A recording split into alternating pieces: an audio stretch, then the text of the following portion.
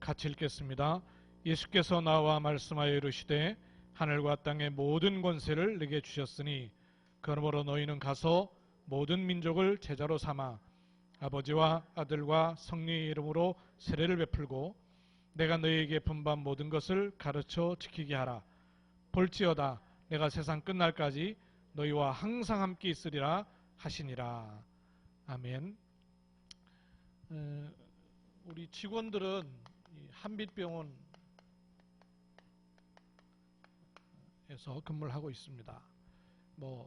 병원 직원이 아닌 경우도 있지만 우리 전도학교를 한빛병원에서 하고 있으니까 이 중심으로 말씀을 전하겠습니다.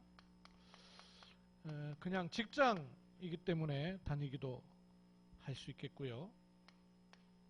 또 의료인이라는 어떤 전문성과 맞아서 이렇게 다닐 수도 있습니다. 근데 이것이 내가 꼭 하고 싶었던 분도 있죠. 그래서 하고 싶었기 때문에 대학도 그렇게 들어가고 그 전문성을 가지고 지금 현장에 일하는 분들도 있을 수 있죠. 그런가 하면 생계 때문에 할 수도 있겠고요. 또 생계까지는 아니더라도 생활 수단으로 직장이나 마찬가지입니다만은 한빛병원에 다닐 수도 있겠죠. 또 여기가 본 게임이 아니고 본인이 가지고 있는 어떤 비전을 위한 과정으로 이제 한빛병원에 있는 경우도 있겠고요. 또 어떤 분은 여러 가지 이유 때문에 의무적으로 하는 분도 혹시 있을지 모르겠어요. 근데 우리가 주로 이제 현장이라는 말을 쓰거든요. 현장. 왜 현장이란 말을 쓰는가 하면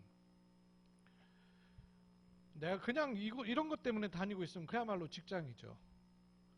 근데 이런 이유는 내게 있는 이유고 하나님께서는 어떤 이유를 가지고 나를 이 직장에 허락하셨는가? 하나님의 이유를 찾을 때 그게 현장이 되는 겁니다. 즉 하나님의 계획을 찾고 그걸 가진 사람은 현장이 되는 거죠. 그러려면 하나님은 약속의 하나님이십니다. 그래서 하나님의 약속을 딱 붙잡으시고 한빛병원이라는 현장에 있으셔야 하나님하고 통하는 것이죠. 이렇게 그냥 병원이 아니라 하나님이 허락하신 현장으로서 한빛병원을 보면 이 한빛병원에서 이 현장에서 찾아야 될 나의 새 틀이 있는 것입니다. 왜냐하면 우리는 복음을 받아서 처음부터 출발한 게 아니기 때문에 복음 받기 이전에 우리에게 매여있고 잡히고 갇혀있는 것이 훨씬 익숙하거든요. 그러려면 어떤 언약인가요? 언약의 내용이 중요하죠. 언약의 관점에서 모든 걸 다 볼 수 있어야 돼요. 내게 있는 언약, 그래야 만남도 언약으로 볼 수가 있고요. 관계도 모든 언약으로 다시 봐야 됩니다. 아마 모르긴 몰라도 한빛병원에 오기 전에 교회를 다녔던 분도 계시고 또 어디서 들어서 알고 계신 분도 계실지 모르지만 여기는 오니까 그냥 예수 믿습니다, 예수 믿어라 이런 얘기보다 훨씬 더 다른 얘기를 많이 하죠. 비슷하긴 한데 저게 무슨 뜻이지? 왜 저 얘기를 계속 목사님들이 하시지? 싶은 것이 캐치가 된 게 있는지 모르겠어요. 왜 그냥 예수 믿어라 이러지 않고 대부분 교회에서는 예수 믿어라 이러는데 예수가 그리스도이시다, 예수가 그리스도다 이 말을 자꾸 한단 말이에요. 그게 이제 읽혀지시면 여러분한테 언약이 쏙 들어와지게 돼요. 언약의 내용이 있습니다. 내용이. 근데 그 언약의 내용이 많은 내용 가운데 특히 이 사람한테 다르고 저 사람한테 다른 언약이 있을 수 있죠. 노아한테는 방주를 만들라 하셨지만 다윗에게는 성전 짓는 언약이었어요. 다윗 때 방주 만들겠다고 산꼭대기에 올라가고 배 만들 준비하고 있으면 안 맞는 것이죠. 같은 언약이지만 그 개인과 지역과 시간표 주신 언약의 어떤 그 구체성은 다르죠. 그러나 변하지 않고 항상 동일한 영원한 언약은 따로 있죠. 하나님이 우리에게 약속하신 영원한 언약에 요 스토리를 한번 읽어가 보세요.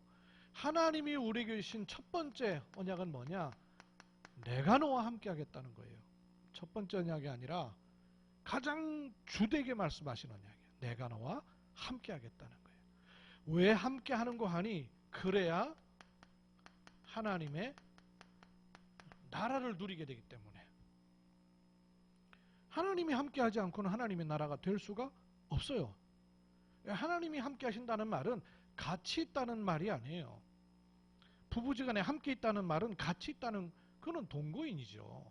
부부라는 것은 같이 있다고만 해서 부부가 되는 게 아니잖아요. 함께 한다는 말이 무슨 말이냐면 하나님의 나라가 이루어진다고 말이에요. 그러면 왜 하나님의 나라가 이루어져야 되는 거 하니? 사단의 나라가 돼 있단 말이죠. 어디가? 현장이. 그런데 개인이 오랫동안 가정, 가문, 대물림 통해서 사단에게 지배되는 사단의 나라였단 말이죠. 그 사단의 나라의 내용이 뭐였냐면 지배자가 사단인 것입니다. 그래서 의도한 죄가 아니라 들어온 죄가 있는 거예요. 근본적인 죄가 있는 거죠. 그 결과 하나님하고는 단절되어 버린 거예요. 이러면서 모든 인간의 문제가 다 온 것이죠. 사단의 나라예요. 그래서 하나님께서 이걸 바꾸시겠다고 하신 것입니다. 이걸 바꾸시기 때문에 하나님 나라를 그냥 사단의 나라를 그냥 하나님 나라 되게 하는 것이 아니라 그 내용을 바꾸시는 것이죠. 그래서 사단의 권세를 깨트리는 참된 왕을, 죄 문제를 해결하는 참된 제사장을, 하나님 만나는 길 여시는 참된 선지자를 약속하신 것입니다. 즉 하나님의 약속은 그리스도를 약속하신 겁니다. 그리스도를 약속하셨다는 것은 사단의 나라의 이 지배권을 바꾸겠다는 거예요. 근데 이 그리스도의 일을 하신 분이 바로 예수밖에 없더라는 거예요. 그래서 예수를 믿는 것이 아니라 내용, 언약이 있는 것입니다. 예수를 그리스도로 믿는 것입니다. 이렇게 될 때 어떤 일이 생길까요? 하나님의 나라가 이루어지는 거예요. 이거는 약속이고요. 예수가 그리스도이심으로 말미암아서 하나님의 나라가 성취되는 것이죠. 성경 66권의 약속은 요 약속이에요. 하나님이 함께 하겠다는 거예요. 그렇게 해서 뭐 하겠다고? 하나님 나라 되게 하겠다고. 왜요? 사단의 나라 속에 있기 때문에. 이걸 바꾸는 열쇠는 지배권을 바꾸는 것입니다. 그래서 직분을 보내셨는데 세 가지 해결하는 그리스도예요. 그 그리스도를 하신 분이 바로 예수님이시더라 그 말이에요. 그래서 예수님을 믿는 것이 아니라 믿음의 내용인 예수가 그리스도이신 것을 믿는 거예요. 그때 하나님의 나라가 임하는 것입니다. 그럼 이 영원한 언약이 아까 말씀드린 것처럼 노아에게, 다윗에게, 엘리야에게 각각 같은 영원한 언약임에도 불구하고 그 시대와 그 시간별 따라서 개인에게 임하는 구체적인 언약은 달랐단 말이죠. 이렇게 그러면 나의 언약은 뭔가 하는 것을 찾으셔야 되는 거죠. 그 어제 11월 달에 결혼 예배가 있는데 제게 주례를 부탁하려는 신랑 신부가 찾아왔어요. 저희 교회 신앙생활하다 부산으로 이사 갔고 신랑은 이제 신부가 저 경주의 동방교회 4대째 신앙생활하는 자매예요. 그리고 와서 예배를 같이 드렸어요. 예배를 드리고 나서 나는 나한테 주례를 맡기러 온 게 아니라 인사하러 온 줄 알았어요. 그래가지고 이제 주례 때 얘기할 나는 기회가 없으니까 그 동방교회 자매가 4대째니까 당연히 동방교회 목사님이 주례를 할 줄 알고 내가 이제 물었어요. 두 사람한테 준비 잘 돼가냐 하니까 막상 해보니까 많다는 거예요. 여유를 가지고 했다고 싶은데 해보니까 불쑥불쑥 나오는 게 너무 많아서 분주하다는 거예요. 그래서 그래 그 뭐 집도 준비해야 되고 뭐 이것도 준비하고 저것도 준비하고 참 준비할 게 많은데 진짜 중요한 준비를 했는지 모르겠네요. 네 그랬어요. 그랬더니 쳐다보더라고요. 그래서 가정을 이루면 이 가정에 주시는 언약이 뭘까를 생각해 봤어요? 혼자 사는 게 아니라 이제 가정이 되는데, 그럼 가정을 향한 하나님의 언약이 뭘까? 질문을 해봤냐 그러니까 이 여자매가 있다가 깜짝 놀래요. 한 번도 그런 생각을 해본 적이 없대요. 없겠죠. 자기 개인에게 있는 언약도 헷갈리는데, 뭐 저도 그랬어요. 저도 그랬어요. 그러니까 결혼할 때 그냥 결혼 주례 밑에서 결혼한 것이지 하나님이 언약을 주시는 거라고는 생각도 안 해본 거예요. 그러니까 생각 자체가 거기에 가지를 못하는 거예요. 그러려면 가정을 향한 언약은 두 가문이 만나는 건데, 부모님으로부터 언약이 내려와서 각각 개인에게 있던 언약이 합쳐져서 가정을 이루는 언약이 있어야 될 거 아닙니까? 그러면 부모님은 우리 가정을 놓고 뭔 기도를 하시고 계시는지 물어봐야 될 거 아니냐. 그래서 숙제를 또 드렸어요. 부모님도 자녀한테 어떤 언약을 전달해 주는 것이 하나님의 계획인지를 찾으시라고. 나의 언약을 찾아야 돼요. 보통 이게 안 찾아지는 이유가 뭐냐면 내게 맞는 것, 내게 좋은 것, 내가 하고 싶은 것, 내가 하고 있는 것, 이것으로서의 직장을 받기 때문에 언약이 안 보이는 거예요. 내가 다니고 있는 직장, 내가 가고 싶은 직장, 내가 돈 버는 직장, 내가 하고 싶은 일. 이렇기 때문에 여러분, 언약은 어디서부터 오는 거예요? 내가 세우는 게 언약이 아니잖아요. 하나님이 주신 언약이에요. 성경의 모든 것의 언약의 특징이 뭡니까? 우리가 세우는 언약이 없어요. 하나님이 주신 언약이란 말이에요. 이 하나님께서 주신 나의 언약이란 말이에요. 이거는 질문하지 않으면 안 돼요. 이 질문이 얼마나 중요한지 몰라요. 성경에 보십시오. 여호와께 묻지 아니함으로, 묻지 않고 지 맘대로 하다가 이스라엘 백성이 얼마나 어려움을 당하는데요. 안 묻는 문제, 안 묻기 때문에. 물으면 나오게 돼 있어요. 하나님의 자녀는, 구원받은 하나님의 자녀에게는 물으면 나오게 돼 있어요.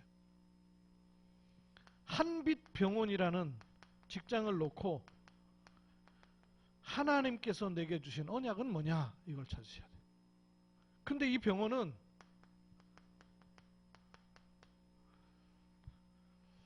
경주에 72군데 병원이 있더라고요. 맞습니까, 장로님? 경북에는 보니까 4083개의 병원이 있어요. 전국에 8만 개가 넘는 병원이 있어요. 8만 1664 병원이요. 엄청나게 많죠. 그 8만 개 병원 가운데요, 언약 가진 병원이 얼마나 된다고 생각하세요? 그 병원 가운데 RUTC라는 것이 있는 병원이 얼마나 된다고 생각하세요? 저는 8만 병원 가운데 유일하다고 생각돼요. 왜냐하면 일단 우리 다락방 의료진 가운데서도 병원 안에서 지교회는 해도 RUTC 하는 것은 내가 찾지 못했어요. 그럼 그런 곳에 내가 있다는 것은, 이렇게 찾으면 절대 직장에 언약 안 보여요. 근데 하나님은 여러분의 의지와 상관없이, 여러분의 선택과 결정과 상관없이 RUTC라는 걸 허락해 놓으셨단 말이에요. 그러면 내게 있어서의 RUTC가 뭔가를 찾아야 하나님이 주신 언약하고 맞아지기 시작하는 거예요. 근데 그걸 모르면 못 벗어나는 거예요. 이걸 못 벗어나는 게 문제가 아니라, 언약의 사람에게는 주어진 언약이 반드시 드러나는 여정이 있거든요. 이 여정은 어떻게 나타나는 거 하니, 나도 모르게 만들어져 있던 사단이 만들어 놓은 옛 틀에서 하나님께서 주시길 원하시는 복음의 새 틀이 갖춰지고 찾아지는 과정이 여정이에요. 깎여나가고, 보석 원석을 보면요, 원석 갖고는 이렇게 자랑할 수 있는 게 없지 않습니까? 그걸 다듬어야 되는 거예요. 다듬어 가지고 채워야 되는 거죠. 그것처럼 우리를 원석 같은 사단의 예틀 속에 있던 우리를 건져내셔서 복음의 새 틀로 가게 하시는 것이 것으로서의 언약의 여정이란 말이에요. 그럼 내게 있는 언약을 질문하면서 염두에 두셔야 됩니다. 사단이 특히 현장에 만들어 놓은 주로 6가지의 옛 틀이 있어요. 그게 뭐냐? 사단이 현장의 사람으로 하여금 금방 넘어지도록 하는, 개인이 폼 잡고 뭐 하고 다 하다가도 그 부분이 탁 건드려지면은 여지없이 탁 넘어지는 지렛대가 있어요. 지렛대 아시죠, 여러분? 큰 돌도 밀면 안 움직이는데 거기다 조그만한 돌 괴가지고 나무로다가 확 당겨버리면은 굴러가 버려요. 그 지렛대죠. 사단이 개인을 넘어뜨리는 너무너무 쉽게 넘어지는 지렛대가 있어요. 어떤 사람이라도요, 자존심 건드려지면요, 너무 쉽게 넘어져요. 사단이 넘어뜨리는 방법도 자존심이고요. 사람을 힘나게 하고 막 이렇게 뭐가 되도록 하는 것도요, 자부심이고. 근데 그 뿌리에 뭐가 있냐면 나 중심이라는 거. 자, 사단이 개인을 넘어뜨리는 너무나 간단한 방법이 뭐냐? 나 요걸 건드려 버리면은, 심지어는 신앙생활 하다가도 이 내가 건드려지면 자존심 상하고 그러면 말씀도 안 들어요. 감정 상하면 은혜도 못 받아요. 사단이 하는 너무너무 쉬워. 이거 사단이 만들어 놓은 지렛대이기 때문에 나만 건드리면 된단 말이에요. 이래서 사단이 자꾸 사람들을 담아내는 그릇이 있어요. 어디로 담아내느냐 하면 육신 중심이 되도록 담아내는 거예요. 창세기 3장 나 중심, 창세기 6장 육신 중심. 그래서 사단이 자꾸 사람들에게 드러낼 만큼 보여주는 작품이 뭐냐? 성공하면 된다는 거예요. 성공 중심. 요게 11장의 문제예요. 지금 정치권 시끄러운 이유도 따지고 들어가면 딱 요거예요. 여든 야든. 요 세 가지를 가지고 모든 사람들에게 답을 주는 겁니다. 사단이. 결국 여러분 세상에서 사람들에게 주는 답은 뭐냐? 요거예요. 요거.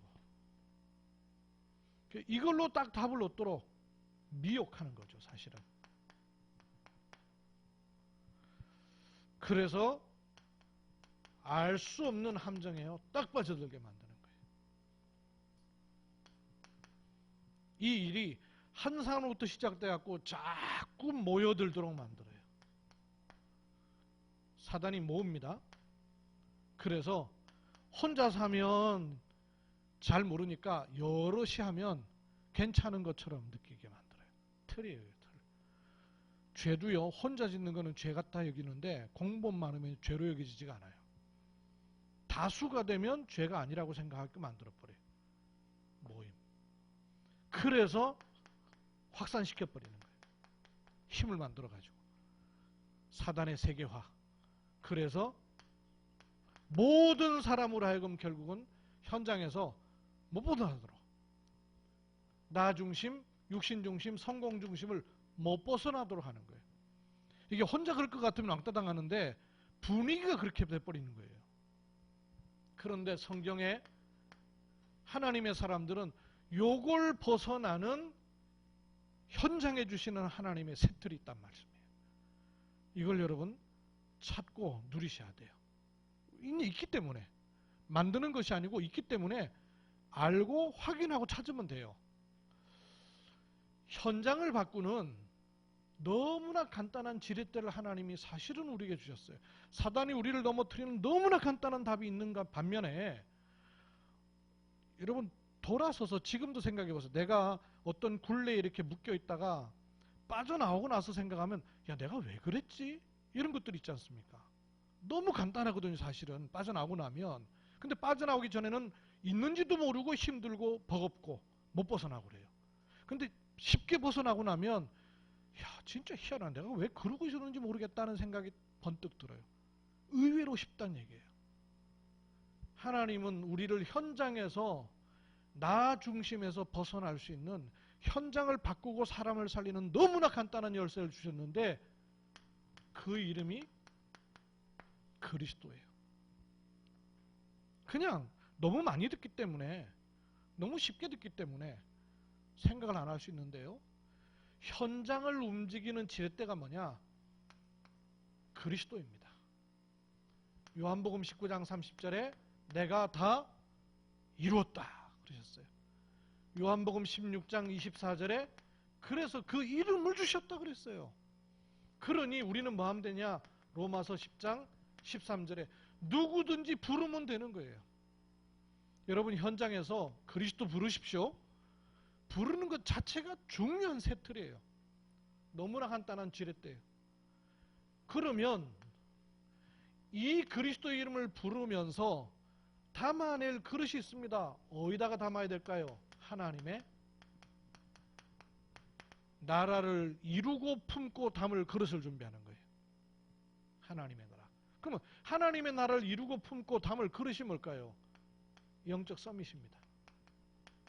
내 영적 상태가 올라서 버리면 돼요. 그때 요 두 가지가 되면 그리스도로 하나님의 나라가 임하면 성령이 역사하시는 것이 아니냐. 흑암이 꺾이는. 그렇죠? 이 작품이 나오는 거예요. 하나님이신 작품. 현장에 성령이 역사하시는 작품이 나와야 되는 것이죠. 사도행전 1장 1절, 3절, 8절. 요 답을 가지고 우리는 모든 현장과 모든 사람에게 답을 주는 자로 서는 거예요. 베드로전서 3장 15절에 보니까 너희에게 소망에 관한 이유를 묻는 자들에게 대답할 것을 목사님한테 물어보고요. 이렇습니까? 현장에 사람들이 갈급해 있을 때 우리 목사님한테 한번 물어보고 올게요. 이랬습니까? 아니요. 항상 준비하라는 거예요. 누가 언제 어느 시에 소망에 관한 이유를 묻는 자가 있을지 모르니까 항상 준비하라는 거예요. 답 주는 자로 서는 거예요. 왜? 예비되어 있기 때문에. 이러면 요 예비된 사람들의 모임이 나온단 말이죠. 요게 시스템이잖아요. 때로는 지교회가 되기도 하고 지금 모이는 전도학교가 되기도 하고 더 중요한 RUTC가 되기도 하고 그게 시스템이에요. 이렇게 될 때 이 일이 전 세계 237 나라로 확산되는 거 아니겠습니까? 확산. 그래서 캠프를 통해서 복음이 전달되는 것이죠. 이런 세트를 하나님 우리에게 주셨어요. 많은 것 같은데 사실은요. 사단이 요 세 가지를 가지고 함정틀 올무에 매이게 하는 것 같이 요걸 바꾸는 거예요. 어떻게 바꾸느냐? 간단한 그리스도 이름을 주셨어요. 모든 부분에 이렇게 끼워야 돼요. 사람 갈등 속에다 그리스도를 끼워야 되고요. 문제의 갈등 속에 그리스도를 끼워야 되고요. 환경과 여건 속에 내 혈기 속에다 그리스도를 끼워버려야 돼요. 그리고 그리스도로 제껴야 되는 거예요. 다른 걸로 자꾸 제끼려니까 제껴지지가 않는 것이죠. 그리스도로 제껴야 돼요. 그러면 하나님 나라가 담기는 것입니다. 그때 성령이 역사하시는 거예요. 누가 저한테 SNS에서 질문을 했어요. 요게벳이 어린 모세에게 어떻게 피 언약을 각인시켰을까요? 그렇게 물어봤어요. 어머니 요게벳이 어린 모세한테 어떻게 피 언약을 각인시켰을까 물어보더라고요. 내가 그런 생각을 해본 적이 없거든요. 글쎄 진짜 어린아이가 젖 먹고 있는데 걔가 뭘 알아들어가지고 피 언약이 각인됐을까? 젖될 때까지만 있었는데 젖될 무렵에는 이게 다 알아들었다는 얘기가 되나? 좀 그렇더라고요. 그러다가 제가 잠깐 생각해 보니까 사과도요. 좋은 음악을 들려준 사과와 이렇게 막 미워, 싫어 뭐 이런 부정적인 말을 들려준 사과가 나중에 모습이 이거 사과 금방 썩어버리고 이 사과는 투실투실해지고 이랬다는 보고들이 꽤 있어요. 음악 듣고 자란다고 막 이렇게 해코지 당하면서 자란다고 산란수가 다르고 이런 것들 보고된 거 많거든요. 전달된다는 얘기예요. 전달된다는 얘기예요. 그럼 어린아이한테 엄마가 이 복음을 정말로 전달해야 되겠다는 마음이 있으면 방법은 문제가 안 되는 거죠. 어떤 형태로도 하나님이 알게 하시고 나오게 하겠죠. 이게 성령의 역사하심이 있단 말이에요. 직장 현장에 이게 분명히 있단 말씀이죠. 이거를 찾는 새로운 틀을 하나님은 우리에게 허락하시길 원하시는 거예요.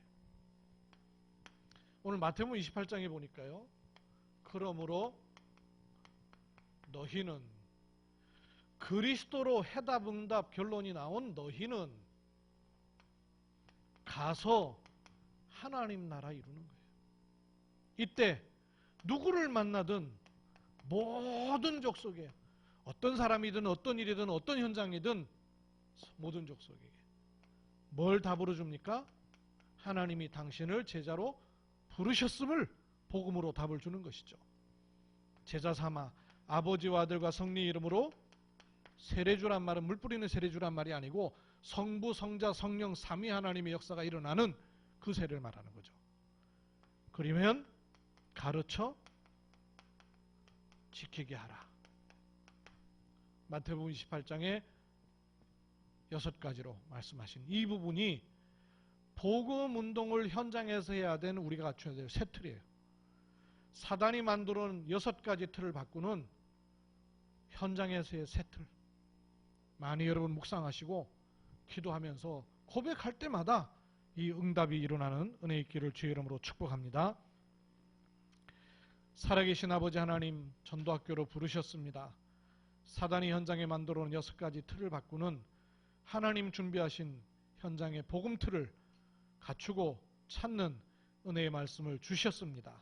말씀 붙잡을 때마다 성취되는 응답 누리게 하옵소서. 주 예수 그리스도의 이름으로 기도하옵나이다.